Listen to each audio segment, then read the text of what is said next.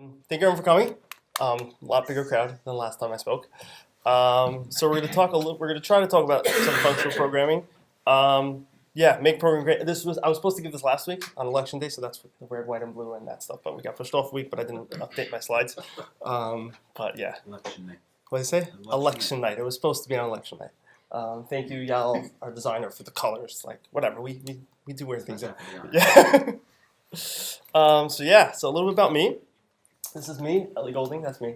I work here at Quality Bath. We have a lot of fun. It's a lot of fun using awesome technology to sell ridiculously priced toilets. So whatever. It's me on Twitter and on GitHub. You can find me. So functional programming. It's a heavy topic. So we're just gonna get right to it.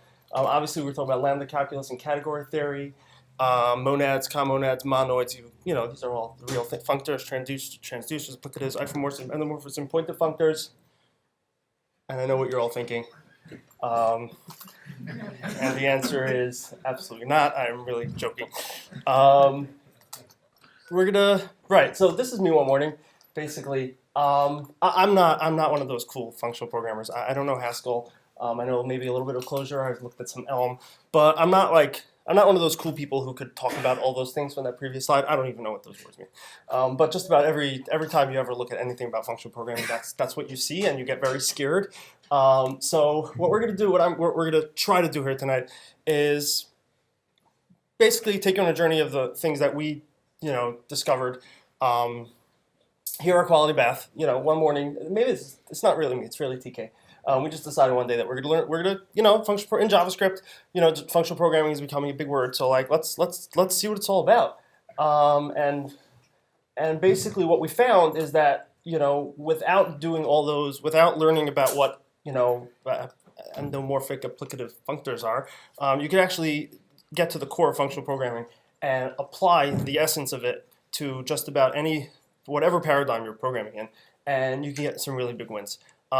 So basically, let's get started. So this is also right. How does that work? Most people the reason why most people get pretty overwhelmed when they start learning functional programming is when I've learned a bunch of different languages over the course of my career.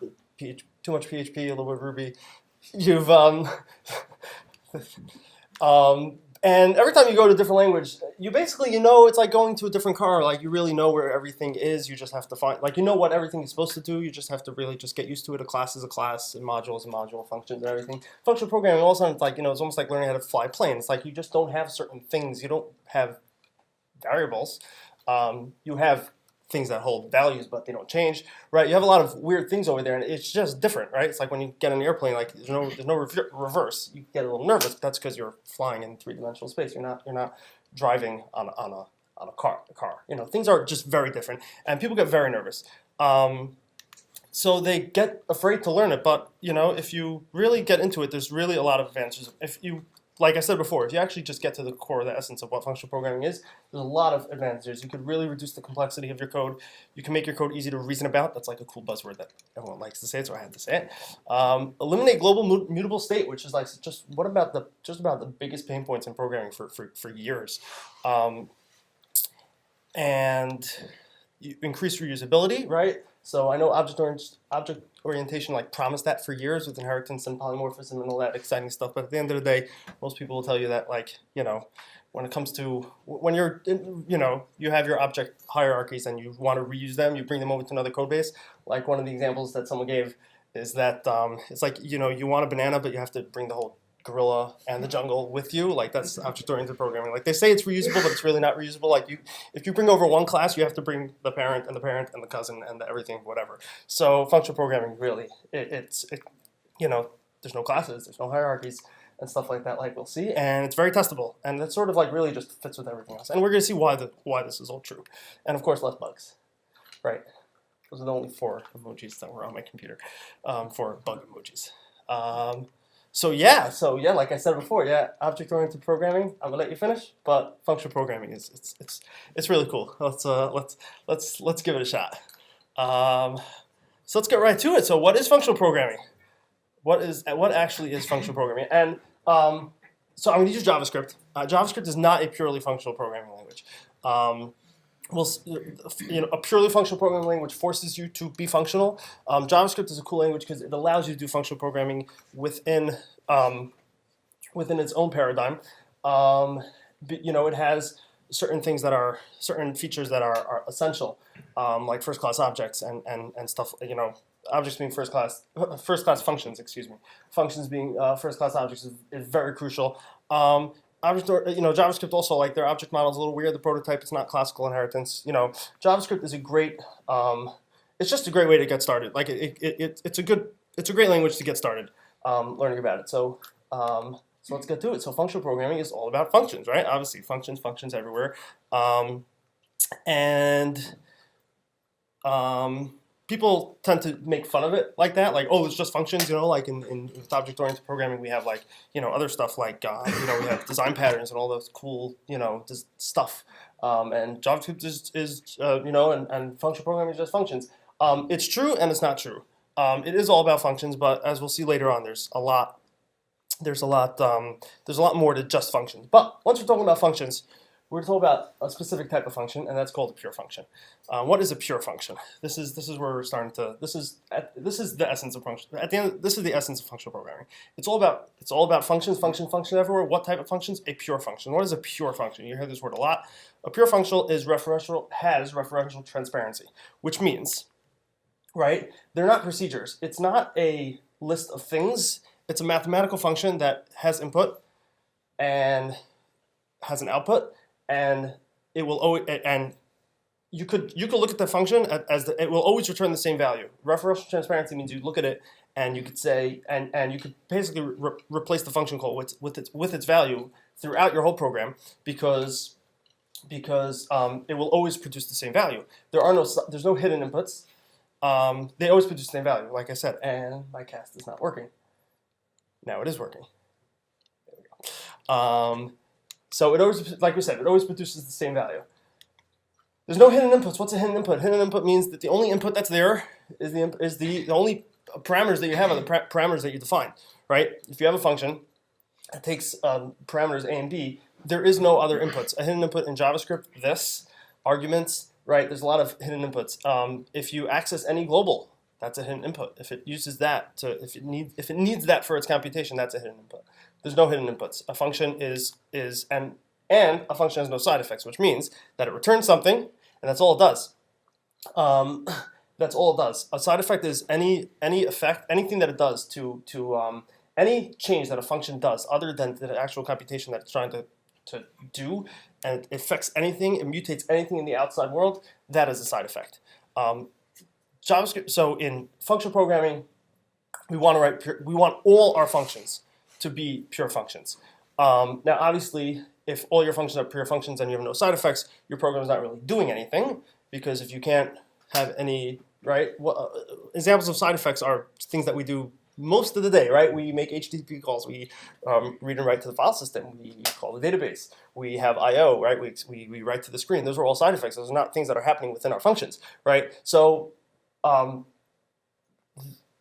obviously you can't only write pure functions. Now, purely functional programming languages give you ways to do all those side effects. They contain, there are different mechanisms that allow you to do all the side effects that you need to do. Some of them were in those buzzwords that I said at the beginning, monads and stuff like that. We're not going to get into that, but if you write, but what you can do is one metaphor that people give is like, the side effects is like, it's like radioactivity. We need it, but you want to keep it contained. So if you could start writing pure functions, you can start writing pure functions right away, and with the mindset of like, okay, well, what I could do is I write most of my computation as pure functions, and whenever I need to do a side effect, which is a lot, I'll do it in one spot. I'll contain it all in one part of my code, and we'll see some examples of it later. So what does a pure function look like? So let's just see some examples. These examples are very trivial. I apologize, but I didn't want to get distracted with. So hold on. Let's just comment all that out. So we said before, there's no the first thing we said is no hidden input and no side effect. So here's a hidden. So let's say this is this function, greet impure. Why is it impure? Because there's no input, but there is an input, right? Because that's an input right there. It's a hidden input, right? And there is a side effect because we're writing to the console. So I could call greet impure, and it will work. It's beautiful. It doesn't work because I didn't test this before. Because I don't have the console tab open. How you doing? There you go. So that works, but this is much better to write, right? Takes input and output, right? And if I actually call it, it will actually be the exact same thing, but here we have a pure function. Very trivial, but that's the idea. That's a pure function. It only works on its inputs, and it has an output. Preferably, we like having only one input. We like pretty much having only one input per function. Not always possible, and one output. So that's pure functions. Here's some more examples. Right? Let's say you want to make an age requirement. So here, very nice. We have an output, but we have a hidden input over there. So well, we're not consoling, but that's going to return true. Whatever. Well, trust me, that's going to return true. So here is the same exact function. It's just here we kept it in here. So here we have a constant in here.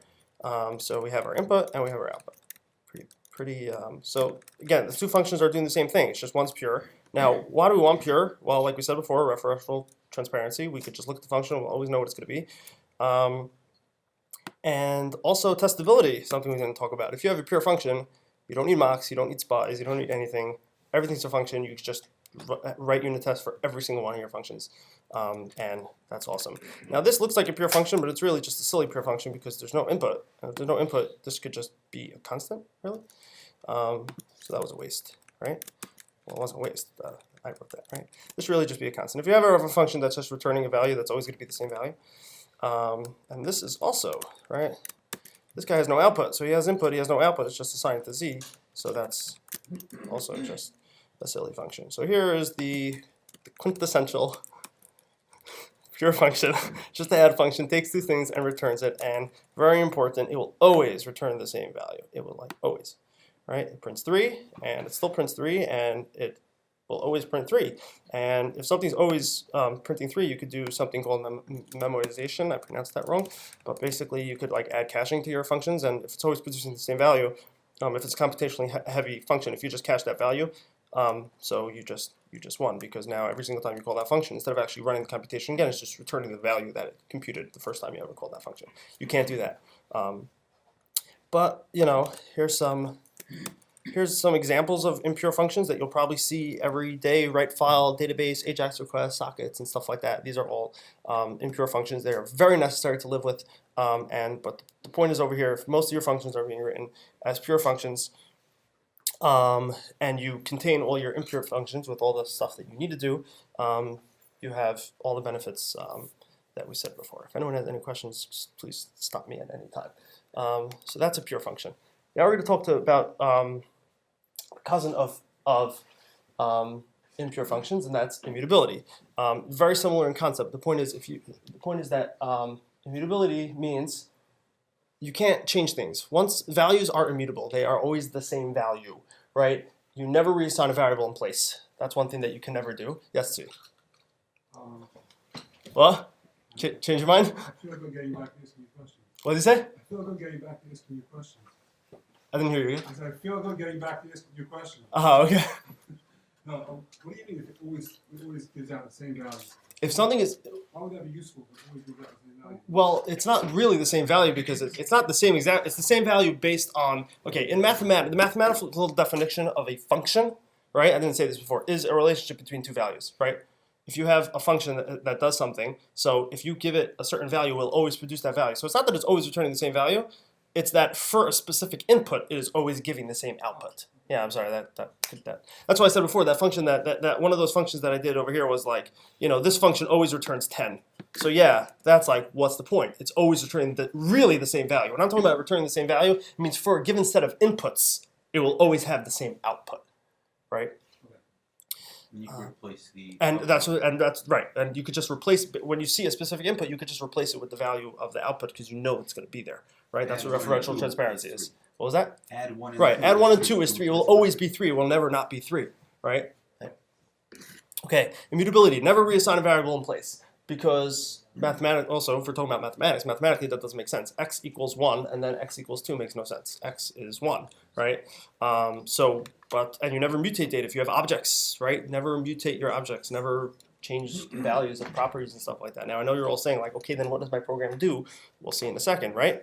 Make a copy of the data when the change is needed. If you have an object and you need to change that object, don't change the object, just create a new object as a copy of that object and with the thing. And Heshi's about to say, but that's like terribly non-performant. That's like ridiculous, right? Okay.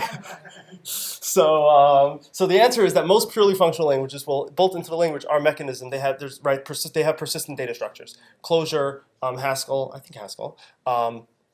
Most of the libraries that you'll use in JavaScript for immutability will also have persistent data structures, which is basically they'll be immutable, but under the hood. Under the hood, it's taking care of itself. It's not eating up it will not eat up your RAM. So, like we said, no variables, right? There's no variable. Like I said before, there's no variables. Meaning, yes, we do have. There's a let over there. Well, let is bad. Let's a code spell. It's not really a code spell. You need lets, but use const first. It's just the. So if you assign x equals 1 and then x equals x plus 1, that mathematically makes 0 sense whatsoever. Here's another thing, like if qbdet is Morty LHI at svg at and svn, if Morty decides, he's in the kitchen, but if Morty decides to replace me with Bummy, right, I know that he'll never do that because he never writes code like this. He'll never mutate. There you're actually mutating. You're mutating whenever you assign to a specific index in an array. You're pretty much mutating an array, an existing array. So that's bad. Now, why is that bad? We didn't say that because you could have somewhere else in your code that has a reference to that thing, to that object or array, and it's expecting it to be in a certain state, and all of a sudden it won't be in that state anymore. You change it from under the hood, and this could be this line of code could be called 3 functions deep. And when you're looking at your code further up, you'll be scratching your head because if you call the function over there, all of a sudden my right, this gets back into pure functions inside of X, right? If you mutate an object like 3 levels deep. That's a serious side effect because at your controller level or wherever you are, whatever architecture you're using, you have some. And I can tell you, we've experienced this. Like there have been times where we had bugs where you look at a function and we just can't, for the life of us, can't figure out why a certain data structure ended up in a certain state, and it was because it was being passed into a specific function for a separate reason, and that function happened to have reassigned something, either to an index array or to property of an object, and bam. So there's no variables. We don't have variables. Don't change your things. What about within the scope? Within the scope, so like if that's almost like saying like if a tree falls in the woods, like did it make noise type of thing. Like if it's in your scope and so it's not going to affect anything, so then really you could change it. But like if it's not affecting the outside world, if nothing's going to happen, so then you could do it. But if you need to do that, so then you probably don't have to do it. I mean, if you're in a small scope, whatever. But yeah, technically speaking, you're right. Like under the hood, that's obviously happening. We call that. Well, under the yes. Oh yeah, okay, but you're not doing it. But the point is, you could still read your code, and you're not going to have There might be a bug, in the language or something like, but that's not you. You're not right. You're not going to be writing about it. Why does JavaScript allow you to adjust properties on const? You're not. What? Because why? Okay, that's an excellent question. Because what are you doing? When you write const, what are you doing? You're assigning a value to an identifier, right? And it's just a reference to an object that's living somewhere in memory. You're right. You can't change the reference. You could change a reference. You can't change what it's. You can't. Const says you can't change the value that it's being assigned to, right? It's a variable is an identifier, right? So const, very nice. Const will freeze the identifier, but it won't freeze the reference. It won't freeze the object that you're referencing, Right, so is that considered mutation? That would absolutely be considered mutation. Yes, Const's which not immutable. const is not immutable. No, const. Yeah, it's a very dangerous. It's a mistake that everybody makes at the beginning. We all went through that, but const is not. You should use const because you shouldn't reassign. Like I said at the beginning, you shouldn't reassign your variables. So you should use const. But if you use const, don't think that you're saved from mutability. Yes, it's very possible. What was that? You could use object.freeze, but then you'll run into other problems. But yeah, that is a thing. What was that? Yeah, that's only a shallow freeze. It's not right. You need a deep freeze. If you want to do that. Okay. Wow, the other knows almost more than me. So while we're talking about immutability, so I want to talk about, if you don't mind, I'm going to go off on a little bit of tangent since everybody here uses JavaScript. These are three functions that we know very well. We use them all the time. There's push, there's pop, shift, unshift, and splice. These are functions that plenty of people in this room probably use every day. So I'm going to make a very drastic statement, and I'm going to say that you should never be using any of these, right? Because if you think about it, what does push do? Push takes an object, it takes an array, and it pushes something to the end of it, right? You just mutated your object. If you call push on an array, you just mutated your array. If you call push on an array and there's a reference to that somewhere else in a different scope, you just mutated. You just did a side effect, right? So now you're going to say, okay, but sometimes I need to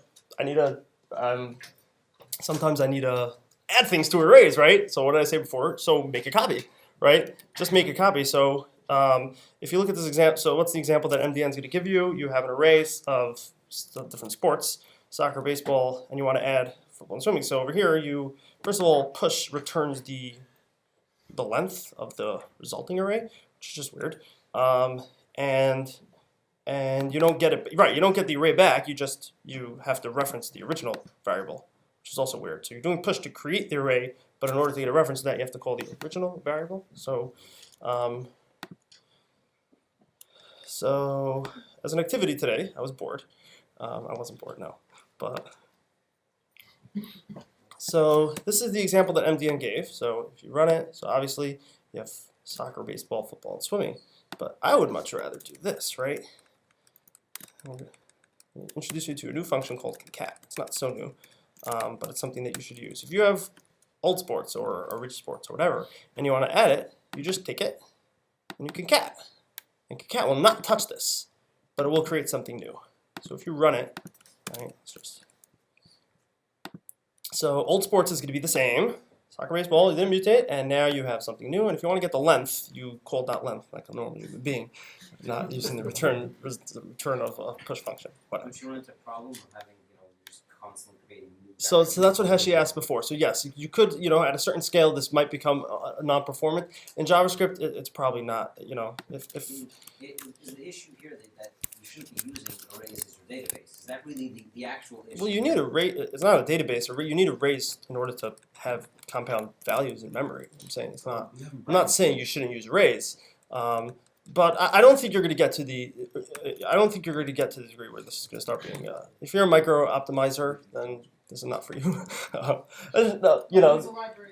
What was that? So you could use a library, Immutable.js, Mori. There are JavaScript libraries that if you use them for all your data structures, under the hood it will create what we call persistent data structures, which will not be making so many real copies in memory. So yes, if you have a lot of stuff in memory, so this might start biting you. But most smaller code bases are not really gonna. So that was push. If you take pop's example, it's the same thing. We want to pop off the last one. So this makes a little more sense that it's actually the return value, but still, you don't realize you're just calling a function, and you see an assignment. So all you see is an assignment happening on line 5, but all of a sudden, right, you lost your other fish. Who thought of these examples?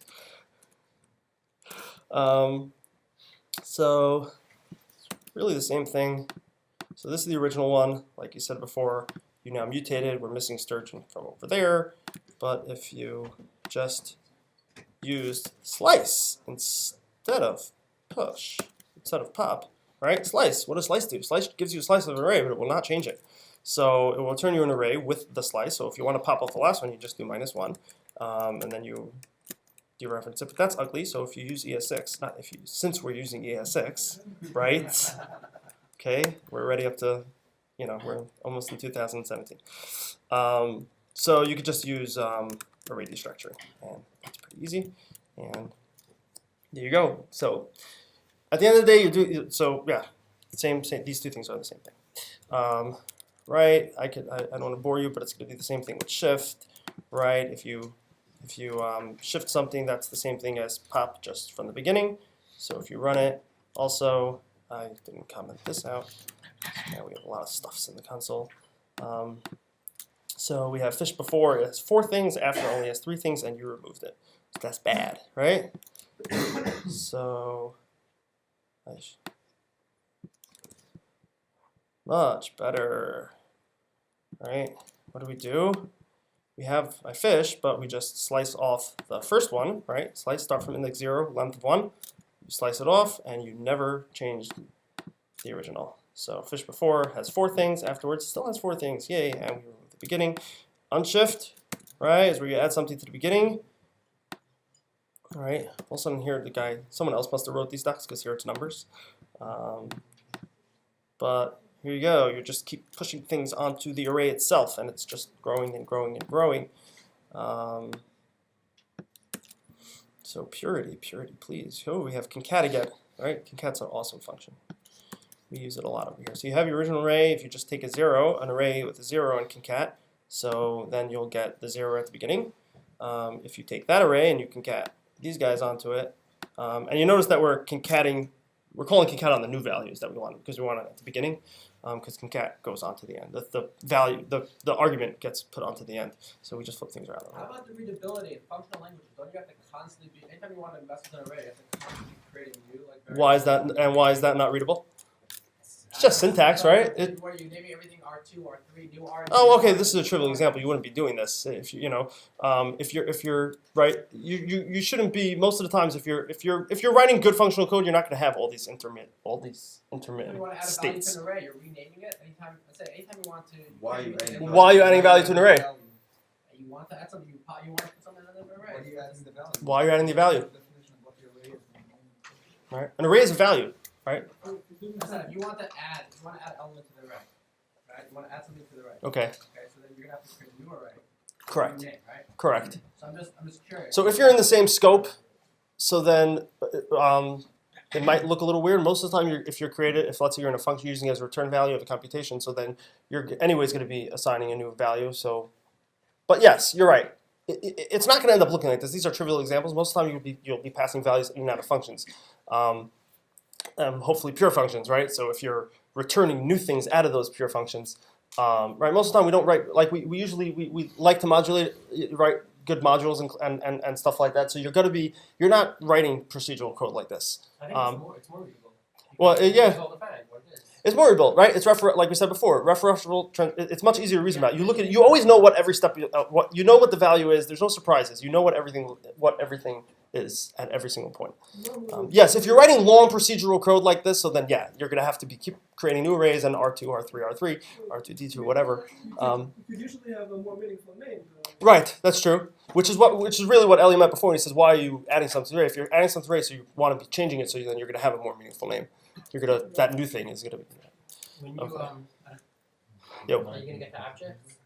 If you want to add a property to an object. Yeah, so I have one slide on that. Yeah, I didn't have. There's no concat. What? So there's no concat in object, so we're gonna have to talk about that. Yeah, we're gonna have to talk about that. What? So the object that assigns would be the answer. Or spread. Or spread if you're using ES7, or ES8. Spread is like stage 2. I mean, we use it. We use anything in stage 0 over here, but yeah. Splice is also, so I'm not going to go into details. So splice is another thing. Splice is something that we'll take an array and it will splice out of it and it will hurt it. So yeah. So you see over here, spread. Yeah. When you don't want to use splice, you're going to end up using array spread and stuff like that. So no variables, no mutation, please. Yeah. So this is what Benjamin was saying before. If you have an object, right? So you have statuses. So I'm speaking. Shai is eating. Shai is not eating. He's sitting here with Stender, and Morty is probably biking. He's not here, so. What? He's biking. He's always biking. So yeah. So if I want to say that Shai is falling asleep because I'm just so boring, so like no, please don't. Now you could fall asleep. Just don't fall asleep like that. Okay? Do this. Object.assign. Start off with a new object, and you take those statuses and you just add something, and even gooder is ES 2017, which is a lie because it's not ES 2017 because it didn't make it into ES 2017. But yeah, this is object spread. Basically, you create a new object, it will take an object and it will spread the values onto it, and any duplicate keys are going to get overwritten.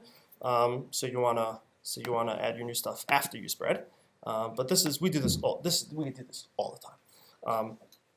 Object spread. If any of you doing React or Redux, this is in Redux you pretty much have to do this when you wanna. And you're making faces. We'll talk later. What's next? So we accomplished a ton by just two things. What we discussed was two concepts: pure functions, right, side effects and stuff like that, and mutability. And we just reduce complexity because our functions are, like, we look at our functions and it's not so complicated, right? It's a function is just a mapping from input to output. You could easy to reason about. You don't really have to follow like a state chain or something like that to figure out like where your code is holding.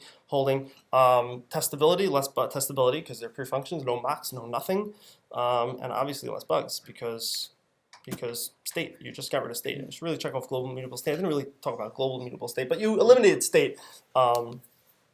And that's that. So where are we up to? Any questions so far? We're holding the time. Perfect.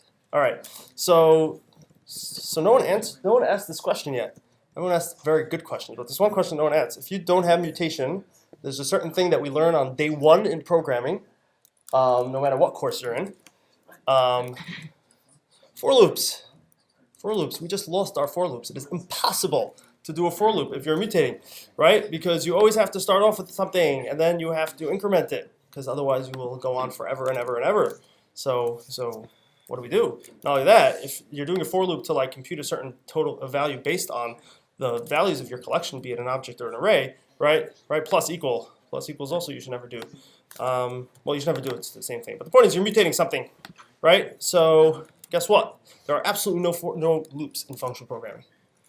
What? Right? How in the world do you do anything if you're not looping? Which brings us to one of my favorite topics, which I'm not going to have time to talk about because I could go on forever. But recursion. That's how we do things, right? That's how you do things in functional programming. That's the only way that you can iterate over an array, over any collection, is to do recursion. Now, recursion is like a very complicated topic. One of the best definitions I ever saw is like, a recursion is when a function calls itself until it doesn't, right? It's a pretty awesome thing, but it could be that some of you are not really understanding. So let's look at one. We're going to look at one recursive function, okay? It's pretty simple. It's summation, right? It's something that we do all the time. You have a collection. You have an array of integers, of numbers, and you want to add the sum. So it will call itself until it doesn't. When will it not call itself? Right over there, right? If the array is empty, so then you'll just get a return. In this case, you're going to return 0 because we're doing addition, right? We're doing mathematical definition on numbers. So the base case, we call this the base case. The base case is going to be if the array is 0, and the base value is going to be 0 because we're trying to get a sum of a collection of numbers. So the sum of nothing is 0. And then you're just going to return the array, the first element of the array, plus the sum, that's when we're calling itself, with the rest of the array. Array slice 1 is going to cut off the first thing, slice, not splice, and it will pass that. So basically the way this is going to work is let's say I have a function that has 3 elements, 1, 2, 3. And we want to add 1 to 3. So the first time array.length is going to be, that's going to be false. Array.length triple equals 0 is going to be false. So we're going to go to the next thing. The first one's going to be 1 plus sum of 2 and 3. So let's call the function. We're at the top again. We're calling sum with 2 and 3. Array is not empty, so we're going to skip that. We're going to skip the base case. We're going to go over here. We're going to say 2 plus the sum of an array that contains 3. Go back to the top. It's still not empty. We have 3 plus an empty array. Bam, we hit our base case. So now we just start climbing up. 0 plus 3 plus 2 plus 1 is 6. Right? We're not going to spend too much time on this because, good news, every functional programming language has abstractions over all this recursion stuff. Now, recursion is a fascinating topic. I highly encourage you to learn about it. It's really cool stuff. The Little Schemer is an awesome book. That's how I learned recursion. It's in Scheme, a little different type of syntax than most of us know. But yeah, so functional programs gives us abstractions and our good friends that we know so well, map, filter, and reduce. Very good, right? Now, you don't have to think about a recursion, but under the hood, these are recursive functions, and they're abstractions over recursion. So what was that? Why is map more recursive than a loop? Because a loop is stateful. I mean, yes, at the end of the day, you're accomplishing. Map either way. I'm sorry. You can make map either No, way. with map you can't. With map you can't affect. You can't mutate anything out of scope. Right? What the implementation? What? Oh, you're saying under the hood whether or not they're what's it called? Technically speaking, you could implement. Yes, you could implement map with a thing. And why is it recursive? Why am I technically speaking? What? Recursive map. Okay.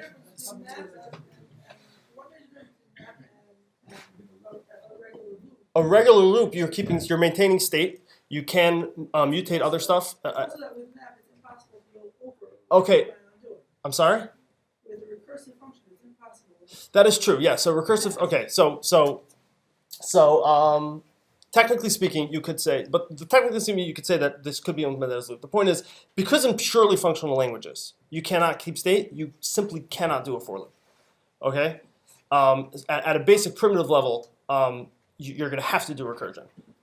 These maps, in a purely functional languages, these functions are going to not allow you to do side effects or maintain state. So this is what you're going to use when you want to iterate. We can discuss this later, whether or not, technically speaking, whether it's really implementation. Really, reduce is really the real abstraction. Map and filter, you could argue, are abstractions over reduce. Technically speaking, you could anything you could do with map and filter, you could do with reduce.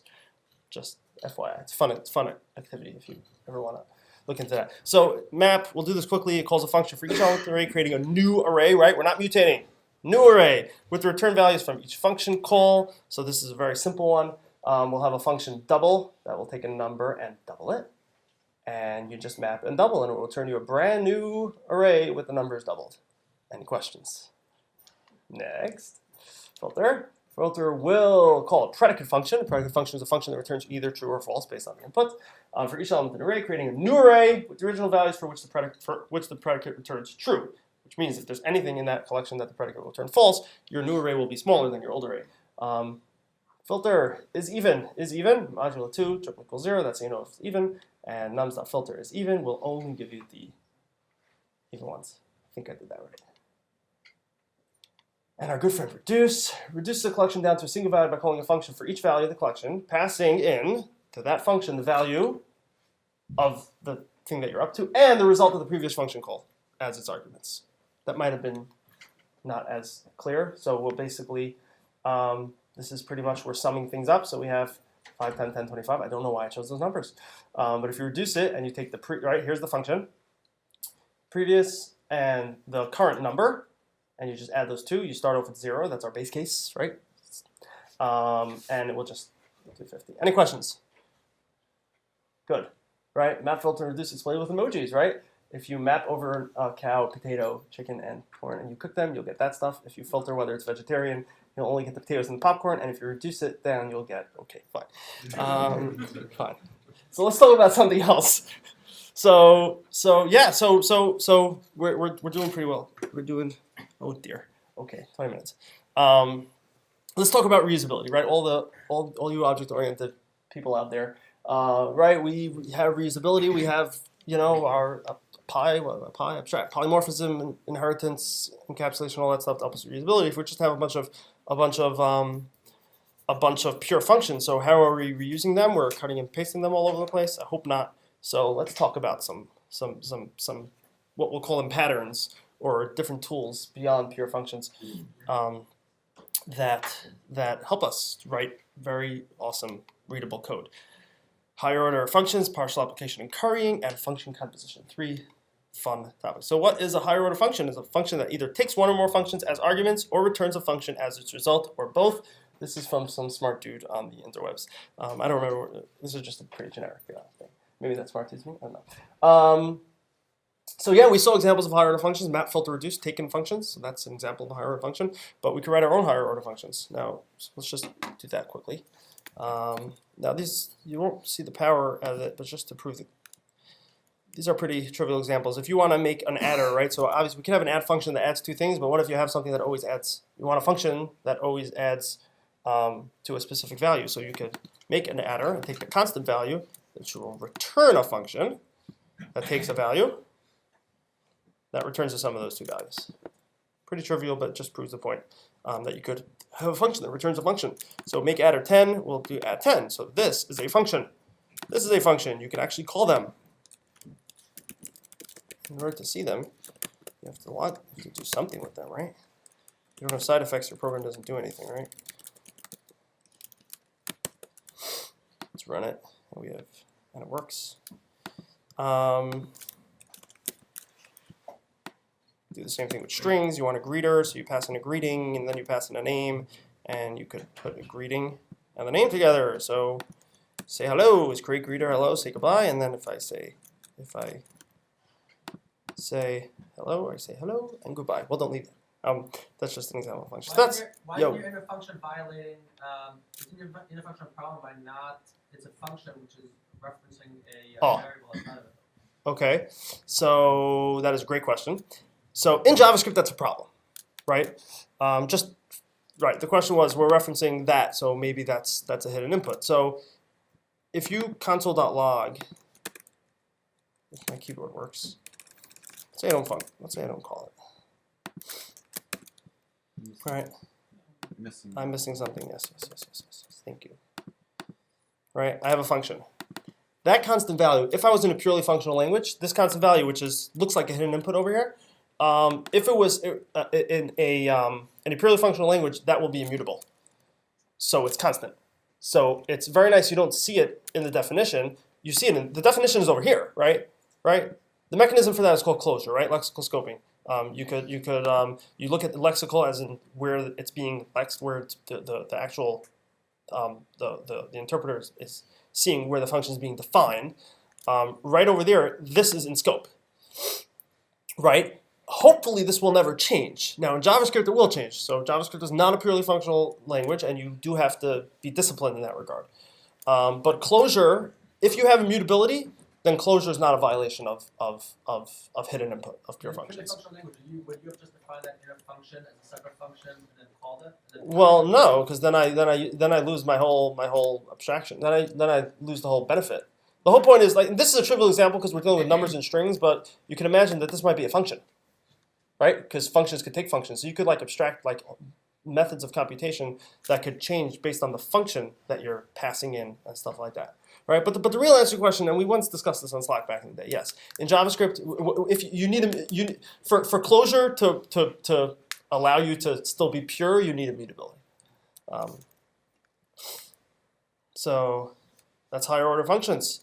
Partial application is the process of fixing a number of arguments to a function, producing another function of smaller arity. That's from the Free Encyclopedia, otherwise known as Wikipedia. So in partial application, in JavaScript, the way we do that is bind, right? How many people are not familiar with bind? Good. Bind, basically, the first thing takes this context. Always pass in null. Please do not change your this. Don't use this. Right. I shouldn't really hit on this. This could be very powerful. jQuery uses it and jQuery carried us for many, many years, but you know, we moved on. So pass in null. So the point is, so here we have add A and B. Here you're binding 10. So this will always be add 10, add 20. It's accomplishing the same thing we did before, but here we're not copying and pasting functions. We're using mechanism of language to allow us to produce new functions without doing copy pasta, right? And so this will do 20, 30, 30. And if you see over here, I pass in an extra thing, but that will just go away. So that's partial application. Any questions? See, everyone knows you guys can get this talk. So what? Oh, you see, everyone saw it already, right? So we know we're going to talk about curry next, right? Okay, let's talk about curry. Currying is the process of transforming a function that takes multiple arguments into a function that takes just a single argument and returns another function if any arguments are still needed. If there's no arguments needed, it will return value. This is from a Haskell website that I have a very hard time understanding. But currying is not something that's built into JavaScript. In a purely functional languages, all functions are curried. All functions are right? In Elm, in Haskell, functions are curried. You could define a function with 3 variables, and you could call it with 1, and it will return a function with only 1. But we do have a lot of fun libraries in JavaScript. One of them is called Lodash. Right? So we're going to bring in low dash 4.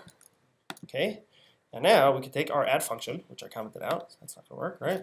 Take our add function and just curry it. So now we have a curried add. So now instead of calling bind and passing in null, we could just pass in the value that we want to bind. So curried add 10, add 20, and we're good to go. And everything's working.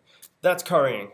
Basically an awesome way to do to take a function and allow. It's an awesome mechanism for allowing partial application. What happens if you call curry add on top of the add 10 one, on top of a previously curried function? You find the next variable? Again. If you call curry, if you do curry on top of an already curried function, you're going to define, you can define the next variable, the next argument? I don't know. I don't fully understand the question. If meaning if I were to take curry down and pass him into curry, what's going to happen? I don't know. I never tried it. Am I misunderstanding the question? You want to know what's going to happen if I do this? No. Okay. Add 10. In the add 10, if you curry the add 10 and then you make it 15, well, you now have a function that already has, I guess, you only have 2 arguments. So. well, yeah, then there will just be a constant value of 25. Now, what are examples where you want to use partial application and curry? Practical example. Okay, practical example will be if you want to. In React, right? We React over here, right? So React, if you're creating lists of things that you want to attach event handlers to, and the event handler is going to call a function that's going to be based on a value of that thing. So either you could write a closure, or you could just curry it, and you could actually call the function right then and there with the right. You don't have the event yet, but you'll have the object that you're iterated over, right? That's one example. If currying allows you to do what we call point-free programming. Which basically means if you could curry a filter function, and if the filter function takes the predicate function first, you could curry that function and then call it with just the predicate function, meaning don't pass in the array yet, and then you could have a filter even function, right? Technically speaking. Now, in order to do that in Java, so you can't do that in plain JavaScript, you'd have to do it in Lodash. You'd actually have to do it in Lodash-FP. Lodash is a separate library. You'd use Ramda or something like that, where all your array functions, you actually pass in the function first, right? In real functional programming, very much promotes to give the functionality before the actual data. You always defer passing in the data. So you use currying for that. You could build up this whole set of functions without copying and pasting stuff. If you just keep currying your functions, you could create 10 different functions based out of one complex function that do different things. Right, so you define the what, but you don't have the on what yet until later. So that's currying, and now function composition. Way too complicated. So let's just see some code, and with this we're gonna wrap it up. Function composition. So function composition is also something that's not built into JavaScript. In purely functional languages, there are primitive operators to compose functions, but the basic compose will take 2 functions, f and g, return a function that will take a value, call the rightmost function take the rightmost function, call it, pass return value of that into the left function, and then return the value of that. So you take 2 functions and you compose them together. So we need to have, compose doesn't, so this is a very basic implementation. I'd rather use something. So again, we're going to go to our good friends Lodash here. They're not such a good friends because they changed it to flow instead of compose. But the concept is composition.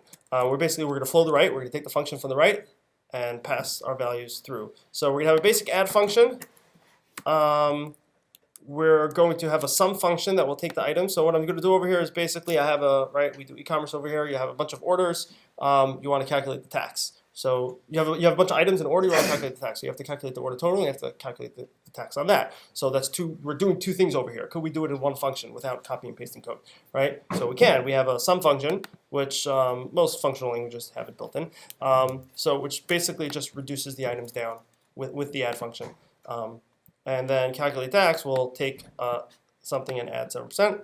And so to calculate the total, we could just compose, right? In Ramda, this would be called compose. But if we just call flow right, so now this is the function. So I have my items. So in a procedural way, I would just call sum and then calculate the tax. Means so I have the state in between. I take the order total, then I pass into calculate tax, and then I have the order total. Or I could just call calculate tax with the items. That's a cut and paste error. That's a very big cut and paste error. Or we can take the order total of the tax from calculate the total with the items, and we'll get the exact same thing. But here we just called one function. We defined that function without cutting and pasting anything. All we did was define, here we have a function by just composing two functions together. Very powerful technique. And here we see, you could start seeing where things come together. We're currying higher order functions, you're passing, right? At the end of the day, functional programming, right, is, it's all about just, defining the transformation of your data through time, basically. But through basically composing your functions together and using all these techniques. And if you're using pure functions, you could just test those all, and it's pretty cool. We have a lot of experience here, and we've had a lot of positive experience with just taking these few things and starting to apply it. So what can I start doing tomorrow? So, right, I want you to go home with something, right? You might not start currying and composing your functions, but what you can do is you can start looking around for side effects, and you can start purifying your functions. Look for functions that are closing over things and that are mutating things. Look around for array and object mutations. Replace. I actually wrote an ESLint plugin for this. Don't use splice, pop, push, shift, or unshift. Right? You don't need it, especially especially since we're using ES6, right? And you have object spread and you have array spread. You use slice, you use concat. You could just accomplish everything with these functions. Replace your for loops with map, filter, reduce. Right? For loops include for each. I know for each is a higher order function, but don't use it also because it's made for mutating.